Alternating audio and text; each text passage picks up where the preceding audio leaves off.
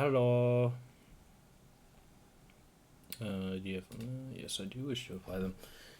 Alright, well, I wasn't going to record, um, but now I am after a lot of stuff and things, and finally it's something different. It's something different. Probably the title of this video would have led you on to know what this is about. But for some background, I'm a very neurotic individual. Ultimately, meaning I'm very sensitive to negative emotions, and overthinking, and all the things wrapped in that. I just score very highly on neuroticism.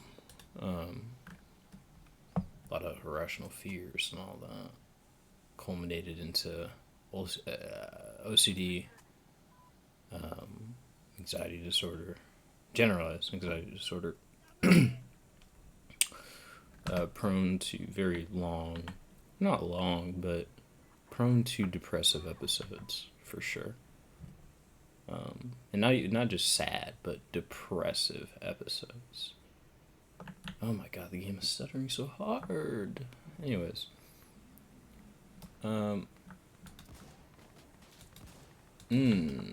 Where am I going with this? Right.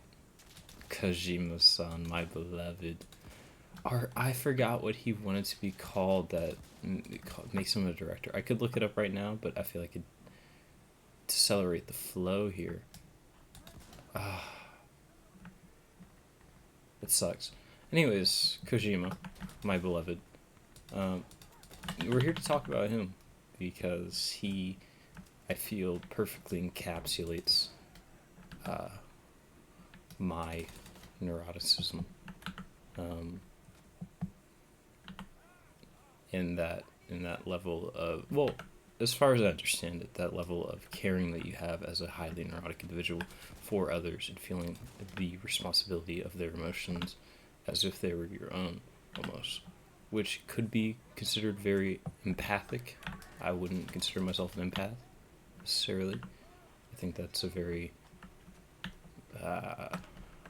hard one for me, connecting to people, which makes me feel even worse when I don't understand exactly what's going on there.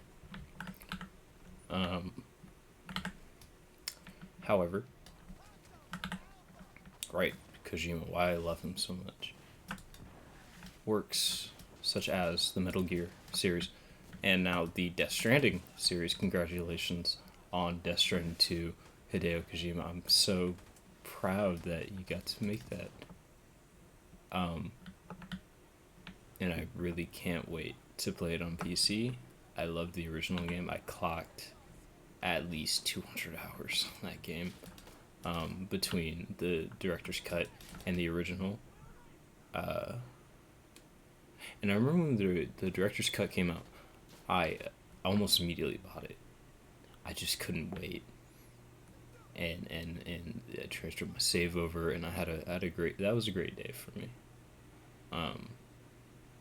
Honestly, buying any Kojima game in general is a great day for me, which does make me very sensitive to criticisms to Hideo Kojima, such as people saying that the greatness of Metal Gear isn't necessarily due to Kojima, but the people that he works around and the people that he hires. I believe there's a man that worked with Kojima up until MGS2 that people say very much so influenced how great it was up until then, and then people have very gross misgeneralization in my eyes. Ultimately, I could be wrong. Well, I can't necessarily be wrong about this because it's how I feel, and it's how they feel. So we're not wrong, but our difference is I don't think that's how that works. I think the Metal Gear series has its ups and downs, very obviously, in what it wants to focus on. Such as the original Metal Gear, right? I never have played Metal Gear Solid 1. Just haven't. MGS2, I've never completed it by myself completely. I know Metal Gear Solid 2. let's not get that misconstrued. MGS3 played the entirety of it. MGS4, I know the entire thing of MGS4. It's just I couldn't get it running on an emulator, so I had to launch it, basically. MGS5 played the entire thing. That's a PC native. I mean, I guess MGS3 is now as well, but I played that on an emulator. That kind of worked. When I mean kinda, I mean super kinda. The audio was fucking up at times. The frames were dropping all the time, but I got through that shit, twin. Oh, I got through that shit. I had my dad watching me at the end of it. It was getting fucking stupid, and it was hilarious, and I love it. But I do like MGS 4 and 5 a bit more than 3, which may be a bit controversial to some people, but that's okay. Because they come to Kojima games for an entirely different reason. And where I think the MGS series in specific shines in what it tries to express, that sense of, okay, how do I structure this? That sense of what it is to be alive, per se, and an unwavering duty to what that thing is, per se, and what you will leave upon your death. I could try to give you an analysis, but that's not what this video is for what specific things in the games mean, and blah, blah, blah, oh, the fox die represents blah, blah, blah, and this represents, but, yeah. Right. So, Metal Gear, yeah, that sense of duty, that robbed identity, not robbed identity, but that forced identity society tries to push upon you, and it believes to be the greater good. And even Big Boss does that to an extent, and misunderstands entirely what the boss wanted, and ends up making almost the exact opposite of what I believe the boss wanted, in which he made a almost, see, he tries to make soldiers without borders, tries to give soldiers a purpose outside of war by giving them always war, always a way to do war. And in doing that, he creates a fascist regime. I believe Zanzibar land, if I remember correctly, has some Nazistic symbolism in it because of that. He goes too far in trying not to preserve, but trying to force that duty upon those people instead of allowing them to grow past their soldier identities, because he was robbed of that sense of duty and identity because he's a bit disillusioned with it, almost. Or not even almost, but he is disillusioned with America in general, and them demonizing his mentor, and them having to execute them and all these things under red tape and all that instead of the truth. And then being almost cast aside, not necessarily cast aside, but being kind of cast aside a bit, because that's his purpose. He's a weapon. And instead of going against that, I'm a weapon, he goes further into it, but under his own terms, which is respectable in its own sense. There's a bit of nuance there, obviously, and there should be nuance. We're talking about what is supposed to be a human being. He's not all of this or all of that. Big Boss is not a good person. This thing is not a good person, but there are some qualities you can definitely understand about him throughout that. Solid Snake, in general, kind of shares that sense of duty, obviously. Not even kind of. He entirely does. He is the embodiment of it. Unlike Big Boss, he is entirely robbed of agency. Not even almost. Entirely robbed of agency, in that he is a clone of the quote-unquote greatest soldier of all time, and that is what he does. That is what you do now. Now, there's a difference in how that is executed, generally speaking, but it's the same kind of concept. Um, Regardless, wow, that was a whole little tangent about pseudo Metal Gear lore that I'm trying to remember from my sleep deprived brain right now. I guess that's like a defense to say that, just in case I fuck something up there. But I think that's the funny thing about art. I'm gonna forget a lot of stuff, and I'm gonna come to my own conclusions, even maybe not understanding certain things, and I'll only understand them upon replaying them. Such as when I like watch not Metal Gear, when I watch Neon Genesis Evangelion, and I see something new this time, or I understand something new about myself, or the emotional connection I have to it. It just takes a lot, and I haven't necessarily replayed a lot of these games. It's really hard for me to replay games. It's very hard, but I'm trying because I understand the importance of it, especially when it comes to IPs like that. Which is why I do love Death Stranding, in that it allows you to come back and rewatch the cutscenes inside of the bunker. I love that so much. I rewatched a lot of them because they're so beautifully directed, and that's another thing I love. How Kojima directs things. I would love to see a movie directed by him. I can't wait for the Death Stranding um, anime to come out, and I believe he wants to make a movie as well, if I remember correctly, with A24, and I cannot wait. I want to see him direct something. I don't think he's directing the anime. I'm not sure about the A24 movie. I want to see him direct it so bad, though, because the MGS 4, 5, and Death Stranding 1 and 2's cinematics, at least from Death Stranding 2 cinematics that I've seen, are beautiful, are just stunning to watch and so engaging, and they fit their medium to a T. It definitely does show he is made of movies. You can definitely see that in the cliches that he draws upon and expands upon, and the ones he doesn't, and the ones not disregarded but are referenced and improved upon again improvements, yeah, whatever.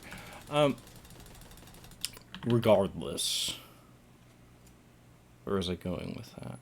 Death Stranding 2. Death Stranding. Death Stranding, I have a way deeper connection to.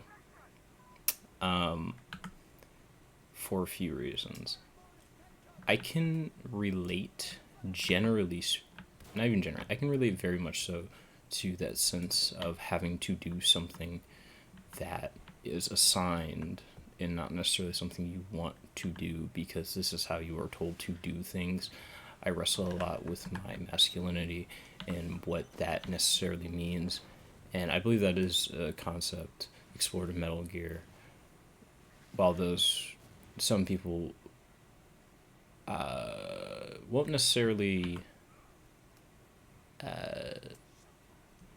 explore that, because the Metal Gear community, with any historical fiction or war type action games, people are not only going to, I'm gonna say bastardize it and dumb it down to its gameplay aspects and the combat and the rah rah rah. Oh, look how wacky it is, because that's, whatever. It's gonna happen. But within that comes a very conservative community within Metal Gear.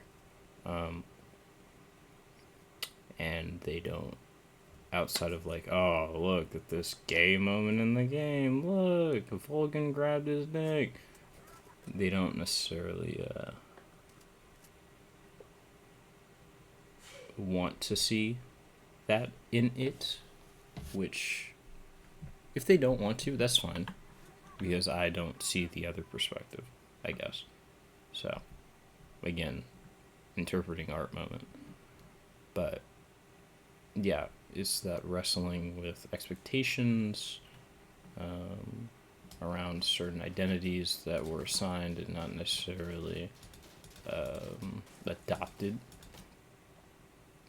Not to say that, like, oh, I don't want to be a man, or I don't want to be this, that, I am not that. And, like, it's none of that. I could very much so care less. I just kind of identify with the one that was assigned. I don't care to do anything else around that. It doesn't concern me that much outside of just being a person, I guess. It also causes me way less issues to explore that idea entirely, which I guess I'm committing the sins of some of the Metal Gear fans I just fucking talked about there. But, irregardless, that, how I feel about the general capitalistic society and this working to live thing and not. See, I was reading an anthropologic article because I'm an anthropology major. And they were talking about how the social contract really isn't a social contract and should not be talked about like that because it's not what it is. It is a domination contract, if I remember correctly, is what they said. That you don't really have much of a choice, first of all. That's number one. And number two, it's not really like a social thing. It's a social thing. It's you're just being dominated. It's not necessarily like these social conventions of, oh, you can't do this, oh, you can't do that. No, if you do this, you're not going to be looked upon weirdly, and this isn't going to be highly discouraged. Well, it's discouraged, but it's discouraging. Hey, if you do this thing, you're going to go to a place where anything bad you could ever think of can and probably will happen. And that sense of agency that you so wanted to secure, guess what? We made it even worse to attain. And then after you get out, depending on the crime, and not even depending on the crime, after you get out, that sense of agency, even more robbed. So, but yeah, it's not really like a contract that you get to sign or something. I wouldn't have signed it, personally. I would have loved to have lived somewhere where it was a bit less rigid. And I could just live my life. And some people will say, like, oh, well, it's just hard labor and blah, blah, blah, blah, blah. Who gives a fuck? I don't care. I would rather be doing something that I can see the express purpose in than doing something that ultimately to me seems pretty useless and not needed if we wanted a system that wasn't so evil necessarily. Because I feel like a lot of people try to, oh, I'm going to work within the system and make this better, make this whatever. But I'm not going to say it like that, but like, again, anthropology reference, haha, we talk about how liberalism is inherently tied to the betterment of white people and is not necessarily the betterment of everyone per se, and whether or not we should just make a new system entirely, because it's very bare bones in what it actually means, and our understanding is very odd in comparison. And a lot of the forefathers and creators of liberalism had some very interesting ideas about other races, including what we would consider now other white people. They weren't at the time. Which again, race, another identity assigned that isn't necessarily one that people always want to have.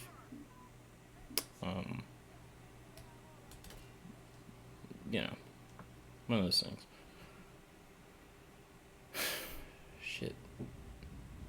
Yeah, that's what happens when you don't structure a video. That's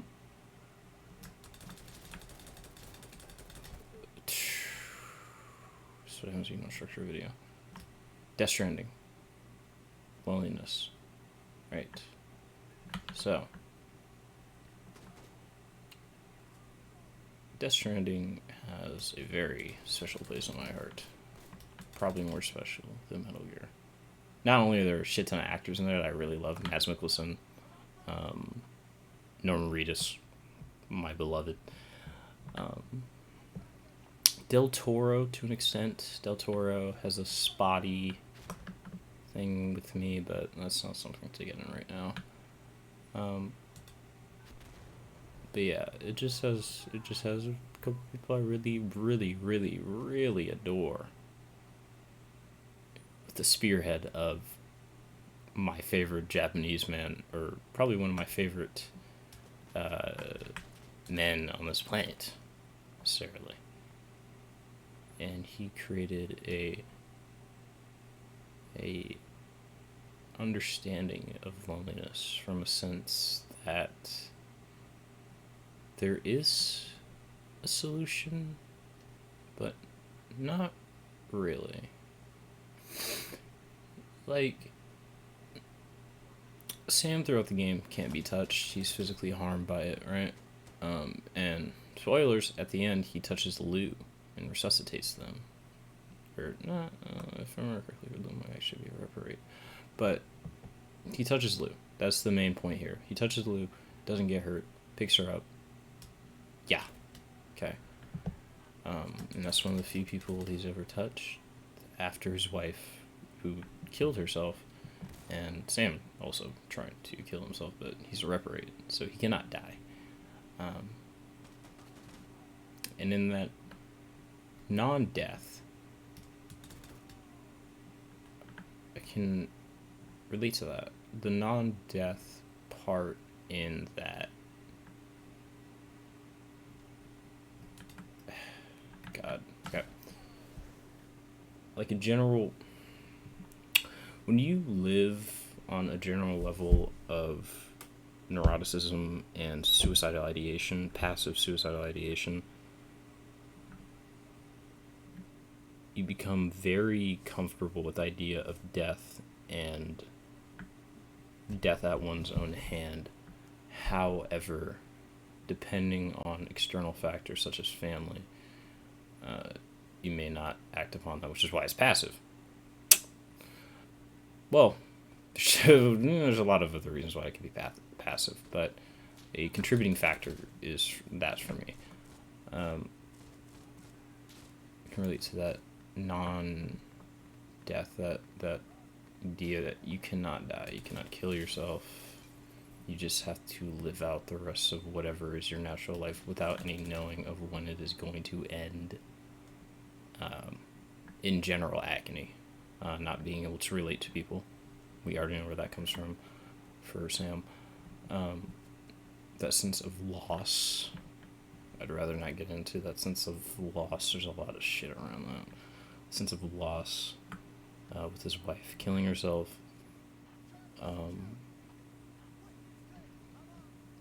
And never being able to truly connect to people afterwards.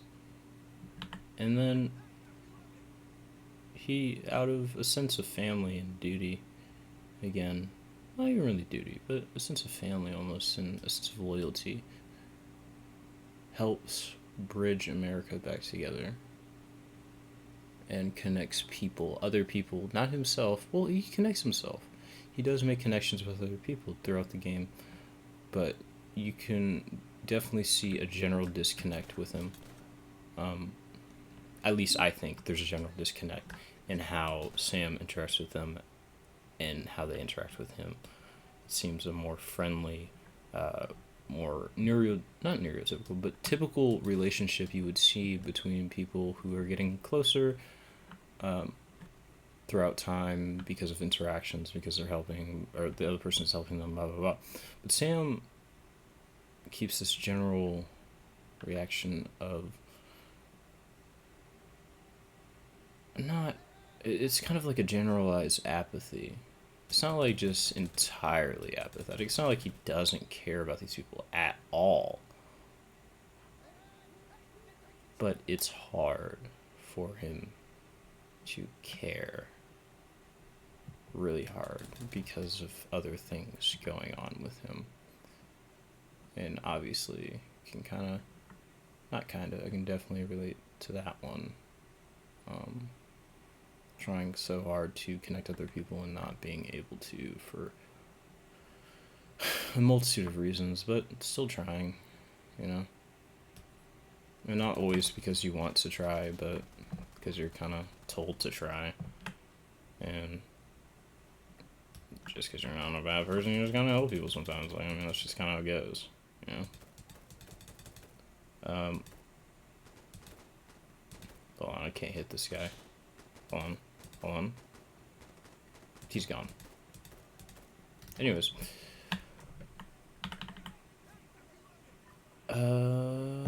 yeah. Right. So yeah, just that in general.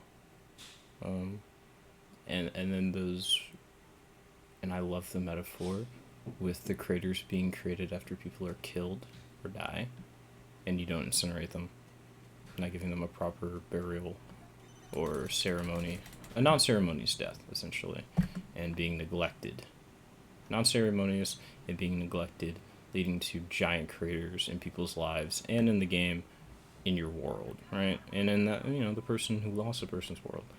Um, and I think that's a great metaphor. Personally, I love it. Um, but again, over time, it can be filled hollowly, very much so. Um, but it can be filled again, that creator, over time. Um, and as the timefall goes, it also degrades things over time as human relationships go. If you don't upkeep them, per se, like your bridges in the game or your little structures and shit, they'll degrade over time if you don't, check on them every once in a while, some chiral shit, stuff like that. And I like that. It's just human connection boiled down. And not even really boiled down, it's just human connection. And now that we've got over that hurdle of semi explaining these games, yeah, I just absolutely adore this 50 something. I think he's 50 something, maybe 60, something like that. Kojima, your old man. I just adore him. I love him. Genuinely, it's like it's a bit parasocial. I could definitely say that. I don't know if it is though. I don't know. There's like a certain level. It's parasocial, but there's a certain level of connection there and what he's trying to express and how I'm relating to it and feeling it, and I feel it's very true to my situation. So, yeah. Yeah, one man's pure sociality is another man's lifeline, so whatever. Um, yeah, if I were to ever meet Hideo Kojima, I would love to give him a hug. That would just make my life, personally. I'd love to just meet him in general. I mean, he could say whatever he wanted to. I don't give a shit. I just want to meet him so bad. But yeah, he's always in some random state I'm not in at the time or something, or it's some event I can't go to. Or it says like, oh, Kojima Productions is down here, and it's the Kojima Production staff. And while I respect them, I'm here for Kojima, not the staff. For Kojima Productions, here for the main man. But yeah, no, it's fine. I'm sure they have their own. I'm not even sure they have their own merit for sure. But just not what I'm there for. I think that's okay. Yeah, I'd just like to see him once in person. Just once. Um, I'd like to see a lot of people I like in person at least once. Just, yeah. I don't know. I love Kojima. Kojima's love Kojima's life without him, I don't know, it'd be pretty fucked up. There was a time, because Death Stranding came out during COVID, but like a little after COVID. Not even a little after COVID, but like a little into it, further in. It was COVID time, and people were not at school anymore, obviously, because and that was when I was in high school. And it came out at a great time because I did not go to regular high school for the 2 middle years. For sophomore and junior year, I was not in regular high school because of COVID, and because I just couldn't take it anymore. I couldn't deal with the constant bullying. I couldn't deal with people. Again, highly neurotic individual. I guess not by, I don't know if it's by design. I could have just been that way the entire time, and I just accelerated, or not accelerated, but, in the susceptibility, the bullying and the constant interaction with people and the negative emotions around that, because, what if they feel this way, what if they feel that way, in that time in life where you're very vulnerable to things like that, and it's where you develop a lot of those disorders.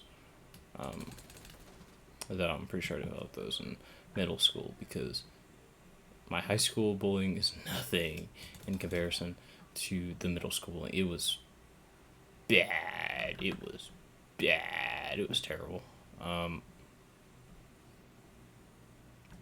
If there was any other time I hated living, it was fucking middle school. For so many fucking reasons. And the teachers did not fucking help at all, ever, at any point in time. But, luckily, I had friends, so it could have been a lot fucking worse. But, I had friends. One lived near me. Well, they both lived near me, but they moved away eventually. I'm not very close with them anymore. It's really hard for me to be close with people that I can't see. It's strenuous. But yeah. It came out at a great time for me. And I didn't feel very close to a lot of people at all, per se. I think my friend had just moved or was going to move at that point. My other friend had already left when I went over to his house a lot. Not all the time, but a lot. Like every weekend went over there. Because the guy who lived next to me, I was over at his house all the fucking time. But yeah, it just came out at a great time for me to connect with me about loneliness and making connections with people, and the good and bad side of that. The hedgehog dilemma, as Neon Evangelion would say.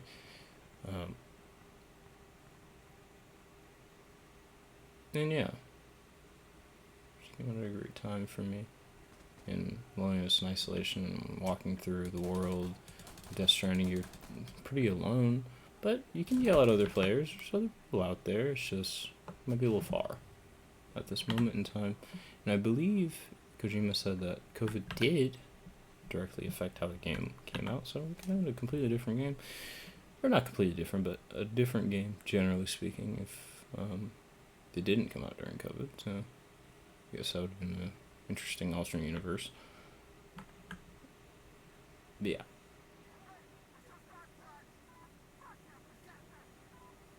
So yeah, I don't know.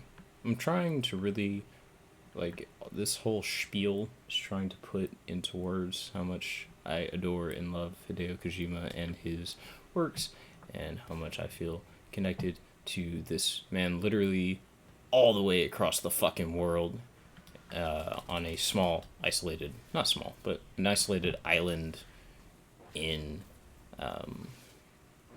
Southeast Asia, while I'm on the west coast of America. We do not speak the same languages. Well, I think he does speak English, actually. He just doesn't speak it a lot. I don't speak Japanese at fucking all. obviously, but we've had very different life experiences. I can tell you that right now. And his sense of loneliness comes from something completely different than mine, generally speaking. I mean, he lost his father pretty early. Yeah, and I believe his parents pretty early in general. But I remember his father specifically, he lost pretty early. And that definitely affected him. And his analysis he'd have to make on movies when he watched them, his parents would make him do, and that, stuff like that. And he said during childhood he felt very isolated. Definitely can relate to that one. Just a lot of saying, yeah, I can relate to that one.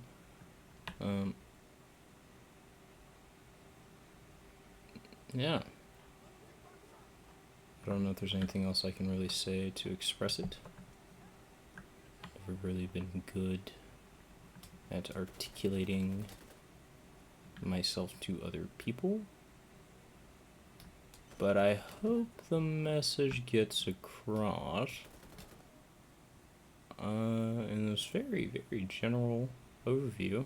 And let me cover my bases right now.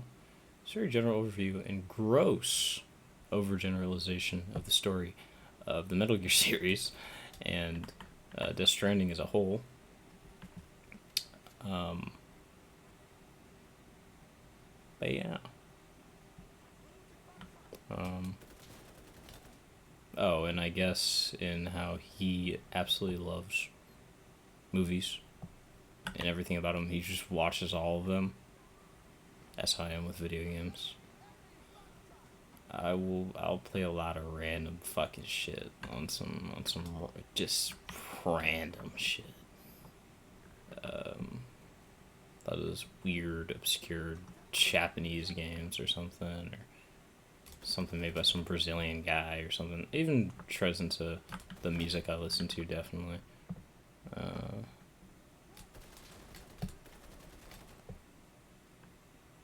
But yeah. He is made of 90% of movies. I think that's the quote. And I am made of 90% video games. What a great place to end it off. We won the game. Yeah. Yeah. Okay. I think that's enough on my soapbox here. I don't know when the next video is coming out. Or I'm actually going to get to the deep dive on Metal Gear. Actually, I'm probably going to do Death Stranding first. Metal Gear has too many games to do first. Death Stranding, we got two. I'll do Death Stranding 1. Start doing the Metal Gear. And we'll see if Death Stranding 2 comes out on PC first, or I finish the Metal Gear video first. Metal Gear is might be a few parters. Shout out Future Sound. I forgot his name. He makes those really long ass Metal Gear videos, and I love him for it. That's all he talks about. I love him. But goddamn, I can't watch all those. Yeah, it's gonna be about as long as that, and I get it now. I get it why those are so long, but yeah, and specifically just about MGS5. Jesus Christ, that nigga just makes so many videos on MGS5, and I love it. I love MGS5. It's top 3 Metal Gear. Top 10 in my video games entirely.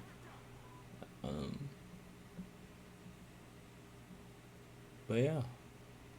Loneliness, isolation, sense of duty, assigned identities,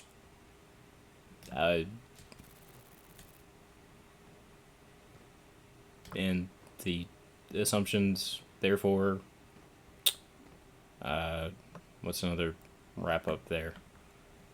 Iris isolation. Yeah. That should be good. That was a little messy. Let's just wait for it to get to 40 so we can make it a clean and even 40-minute video. Here, I'll try to rank all the games I love. So, no particular order. Payday 2. I have a shit ton of hours in there. Warframe. Also shit ton of hours. Both of those are 1,000, basically. Well, Warframe is at 1,000, but Payday 2 is almost at Death Stranding, Metal Gear Solid 5, Metal Gear Solid 4, MGS 3. Oh shit, we're at 40. My bad, twins.